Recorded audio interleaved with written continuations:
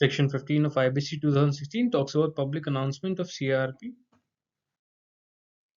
अब सबसे पहले जब CRP हमारा इनिशिएट हो गया, मोराटोरियम हमारा इनिशिएट हो गया और हमारा IRP अपॉइंट हो चुका है। बेसिक केस में जब IRP which is interim resolution professional, the moment he is appointed, उसको within 3 days, as not later than 3 days from the date of his appointment, सबसे पहली चीज क्या करनी पड़ेगी उसको, that is public announcement.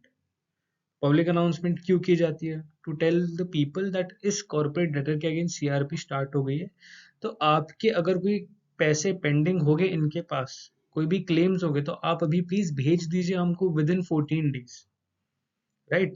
So that ताकि आपके वो पैसे हम रिकवर कर सकते हैं, शायद कर सकते हैं, whatever the process, but you need to submit the claims अगर होंगे तो, राइट? तो पब्लिक अनाउंसमेंट हमने इसलिए किया। अब हम कैसे करेंगे इसको? हम पहले फॉर्म ए के अंदर करेंगे। फॉर्म ए कहाँ पे मिलता है? आप IBVI की वेबसाइट पे जाइए, आप वहाँ से डाउनलोड कर दीजिए। कैसे करेंगे? हम पब्लिश करेंगे एक न्यूज़पेपर में। कौन से? 2 न्यूज़पेपर रहेंगे, एक इंग्लिश रहेगा, एक रीजनल रहेगा। और कहाँ कहाँ पे, कैसा छोटा न्यूज़पेपर नहीं, बड़ा, जिसका अच्छा सर्कुलेशन होता है वैसे न्यूज़पेपर में डालना है। कहाँ कहाँ पे? जहाँ पे registered office and principal office है कॉर्पोरेट डेटर का है, और ऐसी ऐसी जगह जहाँ पे उनके ब्रांचेज है या जहाँ पे उनका बिजनेस होता है, ऐसी जगह पे भी आपको पब्लिश करना पड़ेगा। और फिर कहाँ पब्लिश करना है?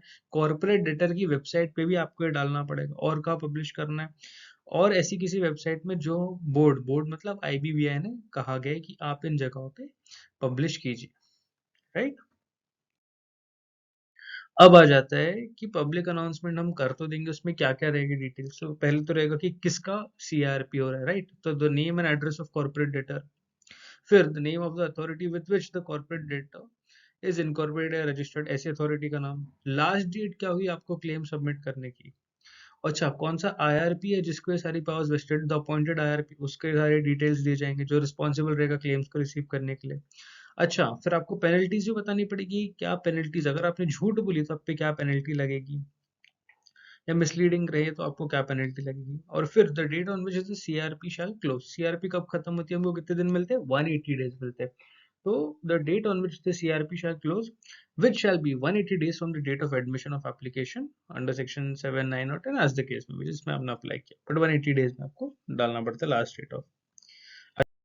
अच्छा, अब आपको ये बताना पड़ेगा कि जो क्लेम्स के फॉर्म है कहाँ से डाउनलोड कर सकते हो आप। उसके बाद आपको उनको ऑफर करना पड़ेगा 3 insolvency professionals identified under regulation 4A to act as authorised representative of creditors नीच का। आपको नाम डालना पड़ेगा 3 इंसॉल्वेंसी प्रोफेशनल्स का, और उनको ये बताना पड़ेगा कि अगर आपको चूज करना है ऑथराइज्ड रिप्रेजेंटेटिव के लिए, क्योंकि कम्युनिकेशन यही ऑथराइज्ड रिप्रेजेंटेटिव्स ही करते हैं, ऐसे केस में आपको उन तीनों में से सिलेक्ट कोई करना पड़ेगा। और लास्ट डेट बतानी पड़ेगी प्रूफ ऑफ क्लेम सबमिट करने के लिए, विच शैल बी, जैसे हमने पहले डिस्कस किया था, 14 days from the date of appointment of IRP, right?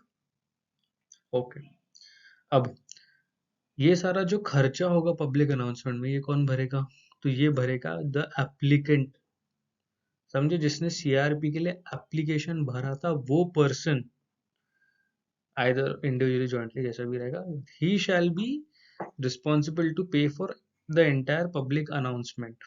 And ऐसे केस में बाद में कमिटी डिसाइड करेगी कि कितना जो खर्चा हुआ है उसको कितना आपस में पे करना है, दिल रैटिफाइड।